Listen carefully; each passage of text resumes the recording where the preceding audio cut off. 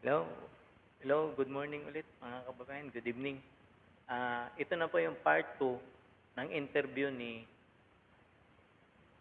ah, Congressman Barbers tungkol sa mga vlogger. Interview to ni Gretchen Ho. Ngayon, na-upload ko na yung part 1.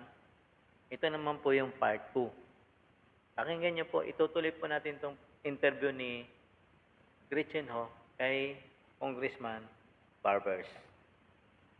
Kung sino po talaga ang tinatarget nilang mga vloggers. Actually who participated and appeared before the committee and even gave their opinion as to how we can come up with the regulatory policy. So these are, I think they should, they give too much importance on themselves. Hindi dapat, alam mo, the reason why we want them there is because they're the ones who are active. And some of them, I'm not saying all, are the ones who we feel are spreading fake news. Kasi I remember when the incident in the West Philippine Sea happened, no? Binangga yung ating mga fishermen, binutas yung mga life raft ng ating mga Coast Guard, binuli tayo ng Coast Guard. They did not even issue a comment or a statement condemning the aggression made by the Chinese Coast Guard. So, ang feeling namin, teka muna, dapat ito yung dapat nating binubuhay sa social media. But that's just one topic, Gretchen, no? And So, Congressman Barbers, ibig mong sabihin, nang hindi nag-comment yung mga vloggers doon sa pagbangga ng Chinese doon sa mga mangingisdang Pilipino, ano na sila? Tawag nito, maka-China na. Tama ba yun? Yun na kagad ang nasa conclusion mo, sir? Dahil hindi dinulugsa ng mga vloggers, baka China na agad yung ano, mga vloggers na DDS. Sir, paki-explain mo yan, sir, kasi hindi po yata ano yun. Okay. Tuloy po natin ang interview kay Barbers. Generally, what we really have, what to happen is that a policy that there will be a code of conduct, no, among social media actors. There must be some sort of discipline and, of course, accountability. If you start spreading fake news,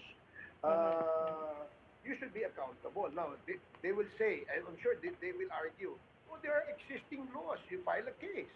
There are already cyber crime laws and anti-cybercrime prevention act. You can use that as basis to file.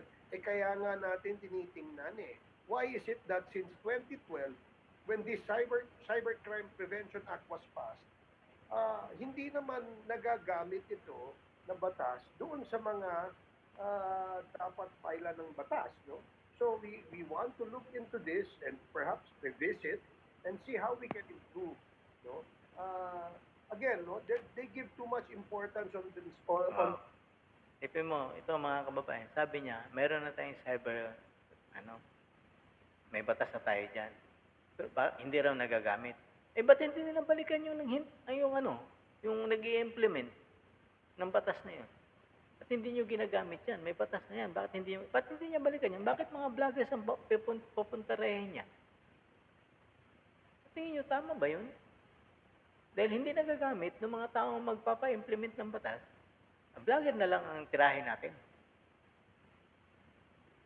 Tama ba yun, sir? Themselves. Tuloy natin, mga kababayan. Parang feeling nyo ba kayo ang heroes? Kayo ba ang kayo lang nagmamahal sa bayan? Well, Congressman, nabanggit po ninyo no December 4 actually that you're calling into an investigation into the spread of harmful online content by trolls and pro-China propagandists. You zeroed in on those two things. So, and di naman po kaila sa marami that you are decrying harassment.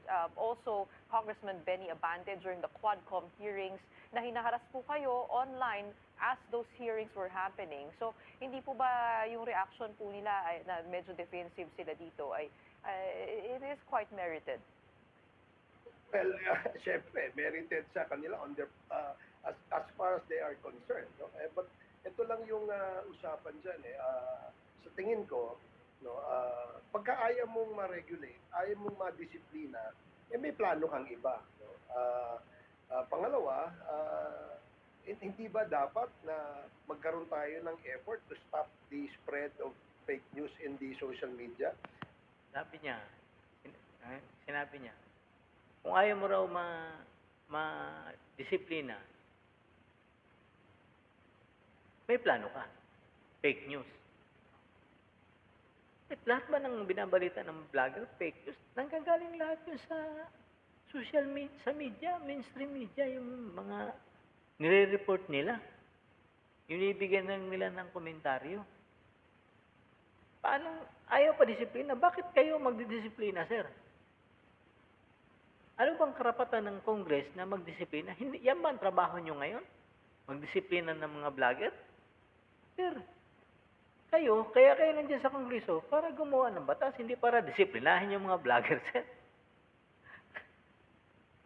Tama ba yun, sir? Kayo na mismo magdidisiplina ng mga vlogger? Hindi samantalang, kaya kayo nandiyan sa Kongreso gumawa ng batas. Ituloy natin si Congressman Babres sa Dapat kanyang ba katalinuhan. lagyan natin ng disiplina yung mga gumagamit ng social media kasi maraming nagmumura, no? And alam naman natin that children are accessible to the social media platform. Yan. Ano niya, marami doon nagmumura. Sir, expression lang yun, sir, eh. Bawal na pala ngayon yung magmura ka sa ano? Expression lang yun, sir.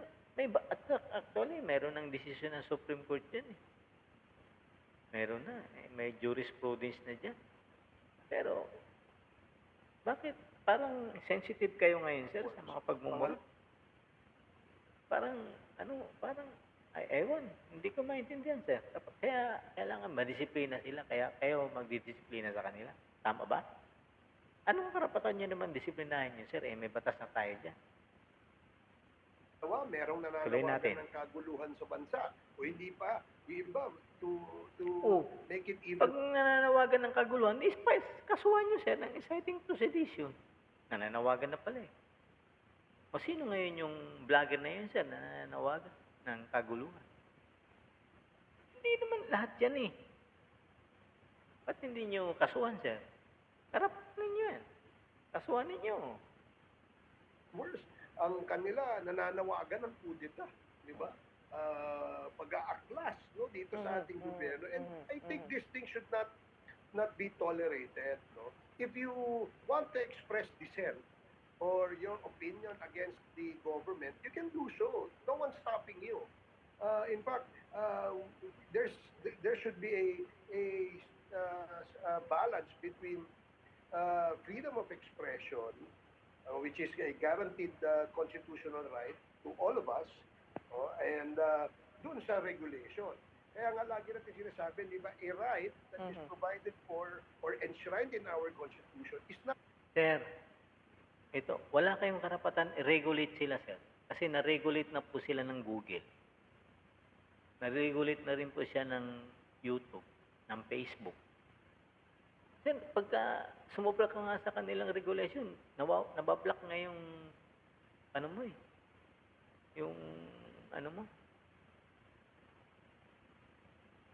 account mo. Tapos, i-regulate pa ninyo? Wala kayong karapatan. Kaya nga World Wide Web yan, sir. Karapatan nila yan, sir. Kaya nga may nag-regulate na. Bakit kailangan kayo mag-regulate sa kanila? Sir, nandiyan kayo sa Kongreso para magawa ng batas, hindi para mag-regulate ng mga vlogger. Not an absolute right. If government feels that this is going to undermine national security, it is going to undermine democratic institutions, and the whole society will be affected, will be Congressman, endangered. which leads me to my next question. Aren't we treading a dangerous thin line? Because every time we talk about government regulation in the media and on social media, it could possibly infringe, again, on freedom of expression, but not just that. who gets to determine what is fake or what is true, what is allowed, what is a danger, what is safe? I mean, Yan, tinatanong siya ngayon ni Gretchen Go na sino mag-determine na ng mga ano nito kung meron na tayong batas niyan. Sino magde-determine? Anong that is anong also, isn't that also subjective, arbitrary? I mean, paano niyo po lalagyan ng proper guardrails without actually sending down chills down our spines? Okay. Hindi po ba Number delikado one, rin yun? Gretchen, you're a broadcast journalist, right?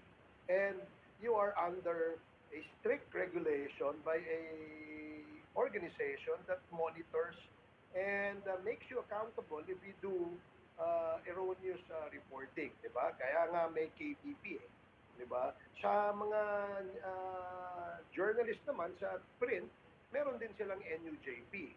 Now, in the commercial, sir, hindi naman lahat membro dyan eh. O paano yung hindi membro dyan? Paano nyo, sir? Fake news na rin sila. Diba, sir? Tuloy natin. or advertising, meron din silang pana, no, that regulates them. Why can't we not regulate social media when we all know, you and I know, that these platforms are the ones being used to spread fake news. Ngayon nga, magtanong ka, hindi mo na alam kung ano yung totoo eh. Diba? Because there were several disinformation, misinformation, and malinformation. So that is the only objective of this. Why are they scared? Diba? But Congressman, who gets to regulate though? At, No. Yan, tinatanong siya kung sino ba magre-regulate. Tinatanong siya ni Gretchen Go. Sino magre-regulate? mga reporters ay meron kayong panuntunan, meron kayong pamantayan, meron kayong mga regulasyon. Eh dapat siguro gawin din natin because social media, because of the internet, no, everybody is accessible to that. Pag may cellphone ka lang, smartphone ka lang, meron kang internet, you can practically read anything you want to read. And who is going to regulate that? Sino we nga already have magre-regulate? libel laws. Kapag kami po ay nagkakamali sa mga report namin, we are, pwede kami makasuhan ng libel. I mean, not just us, but also our newsroom. And we have that in the law. We actually also have Article 154 on the revised penal code against false news. So that is already there.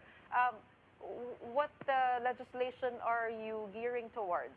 Or how are you thinking of putting up that mechanism of regulation? Yeah, that's what I'm Tinatanong siya ni Gretchen Go na anong batas ang gagawin mo? Na samantala may mga batas na tayo dyan. Kasi pag kami nagkamali ng may kakasong kami ng live eh. Anong batas ang gagawin mo dyan para ma-regulate yan? saying, Gretchen, no, there are laws already.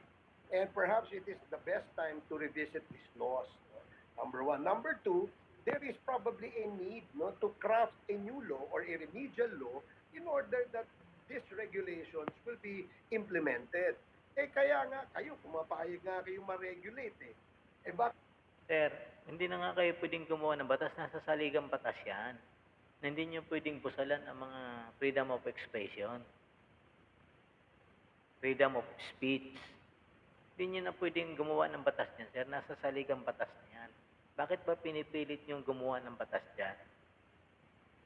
Social media ayaw pumayag? Di ba? I'll throw that question to you, Gretchen. Would you agree that a regulatory policy be imposed or implemented in the social media? Give me your answer as a journalist. Yeah. Tinatanong niya ngayon si Gretchen, kasi sino daw ang mag-aano sa journalist? Hindi sila sir, hindi sila ang nagre-regulate sa kanila, yung kumpanya din nila. Bago nila ilabas yung news. Kaya nga sila, sir, merong editor-in-chief. Diba, sir? Bago ilabas na news yan, i-edit muna natin. Diba, sir? Mga kababayan, may part 3 pa po ito. Part 2 o part 3 itong interview ni Congressman Barbers. Marami po salamat mga kababayan. I-upload ko lang ulit yung part 3. para tuloy-tuloy po ito. Marami po salamat. Magandang gabi sa inyong lahat.